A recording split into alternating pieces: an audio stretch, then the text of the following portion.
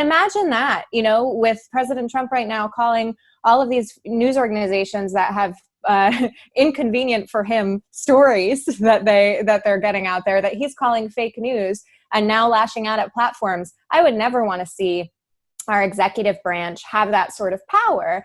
And that's why, the legislative process with our duly elected officials is really important, that sort of consultative rulemaking process. And we can't just govern by executive order anymore. I think I'll leave it there. I think the reverberations in the free speech space are huge.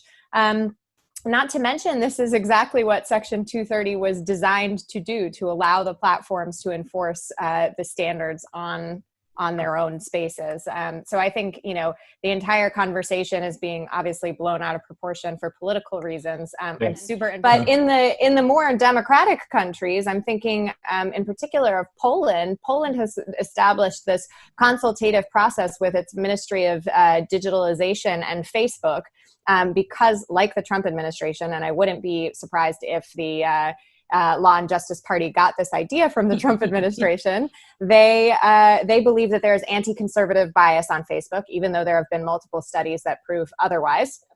And they have this consultative process where they send someone from the Ministry of Digitalization to discuss with Facebook's officers in Warsaw all of the instances of unfair content moderation, and some of them are being overturned through that political pressure. They have a tip line that people can kind of report when they think their content has been unjustly overturned. And the Trump administration has a similar thing. So it's providing a lot of fodder for anti-democratic online governance. And it's very, very scary. And I think this is really where Congress needs to step in.